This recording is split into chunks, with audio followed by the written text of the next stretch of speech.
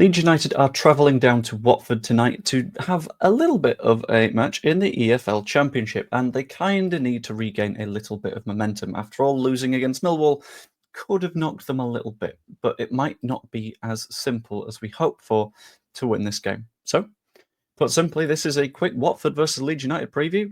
Pop a like on it if you fancy, subscribe if not, and we'll just get right into it. Team news.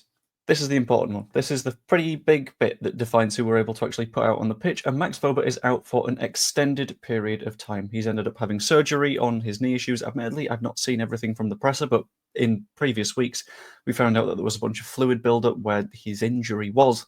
And I imagine this surgery is to try and repair that in the long term, just because we can't keep saying, oh, you can have 15 minutes here and it's flared up again. That's not sustainable. Also unsustainable is the fact that we are still awaiting Patrick Bamford's return. Relentless injuries, which mean that the guy that at the start of the season I was like, cool, I'm going to back him, is getting harder and harder to back. But let's hope that he's back as soon as possible. There is good news though, and that is that Joe Rodon and Dan James have returned from their knocks. They had a little bit of a niggle ahead of the Millwall match, and in essence, Daniel Farke just said it's not worth the risk and just didn't even put them in the squad. Very, very sensible, and means that they are available for the match against Watford.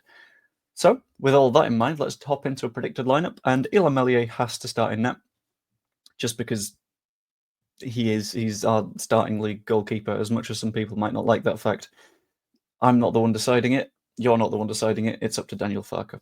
In front of him, Jayden Bogle at right back with Joe Rodon returning from his little knock in the middle alongside Ethan Ampadu, with Junior Firpo playing out on the left. Those wing-backs are going to do a lot of hard work, and I'm really looking forward to that.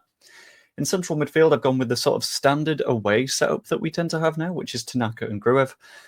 Slightly more passive, slightly more defensive, and slightly more making sure that we have a very, very firm structure going on, rather than sort of Joe Rothwell's tendency to wander.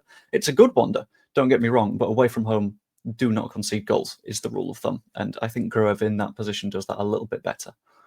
The line in front is roughly what you would expect based on our previous league matches, with Dan James returning to the squad starting on the right-hand side, Brendan Aronson up the middle, and Manor Solomon down the left. This combination will do it for me. Brendan Aronson, I think we proved how important he was in the match against Millwall when he wasn't there, and we just lost a lot of the press. It's very, very different if he's available, and him actually starting could change things fairly significantly. And then Joel Piroe up top.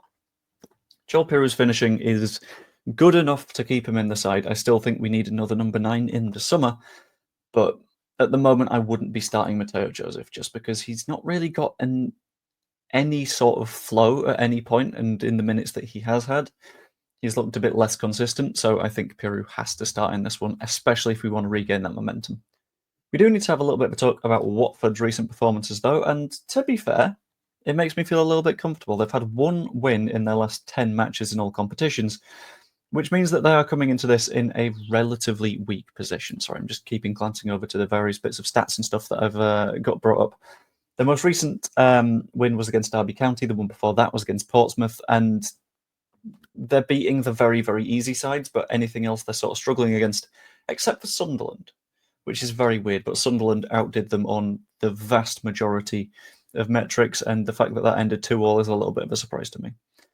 They are fairly poor in terms of XG created. They've lost in the last 4, only narrowly managed to beat Derby on it, and in the 3 before the Sunderland match, they created 0.4, 0.6, and 0.7. So they've put themselves in a position where they're making it really hard for themselves to win, but at the same time, they do score more and concede less than expected over the course of a season. So they've got fairly decent finishing, fairly decent goalkeeping, and their backline isn't all that bad, but it does concede a good few chances from time to time.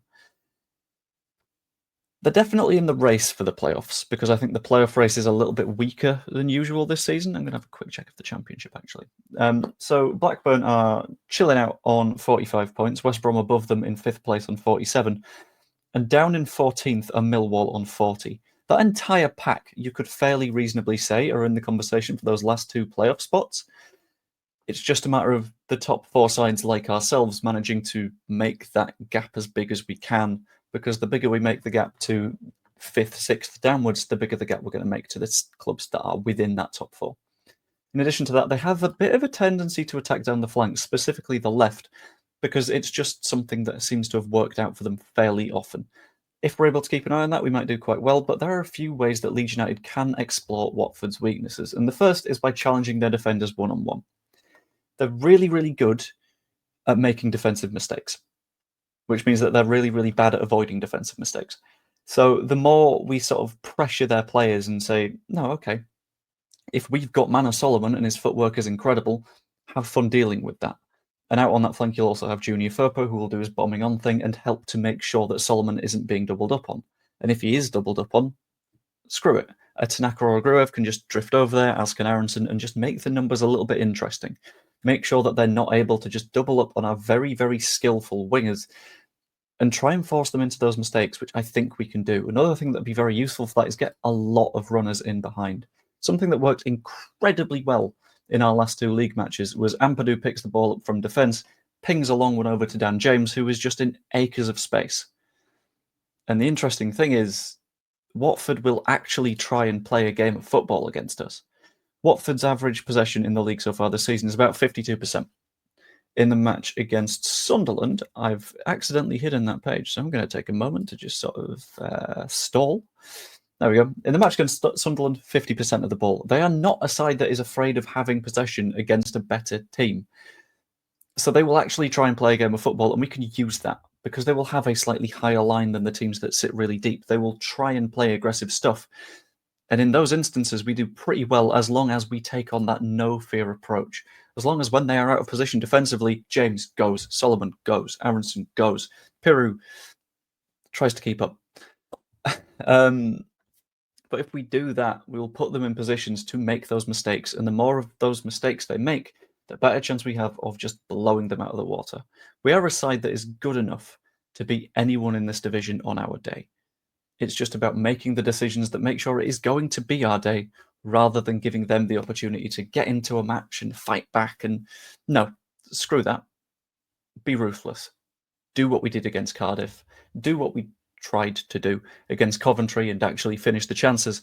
And this could be a fantastic match for us. So in terms of predictions, it gets a little bit tough because they are a decent side, but they are in bad form. So I'm going to say it's going to be a fairly open, fluid game because that kind of suits us. When it's more transitional, we look quite good, but it can open us up at the back. But I do think we will stay defensively fairly strong. Ampadu and Rodon working together has worked very, very effectively throughout this season so far. And I'm just going to have a look at our consecutive league clean sheets. 1, 2, 3, 4, 5 in the league on the bounce without conceding a goal. And I think a lot of that comes from that defensive pairing at centre-back, which we will sort of make sure that we've got. At the end of the day, I'm going to go a little bit careful, and I'm going to say it's going to be a tough 1-0 win, but we'll absolutely take that. I do think we'll prize them open repeatedly. I think we'll get plenty of chances. I think the question is more, will we put them away? And I think, yeah, we put a chance away, but it's about the rest. We could do really well here. We could not score anything and end up losing 1-0. But I think on balance, I think we win this game. Maybe. I'm optimistic. Screw it. We win. We stay top. That'll do.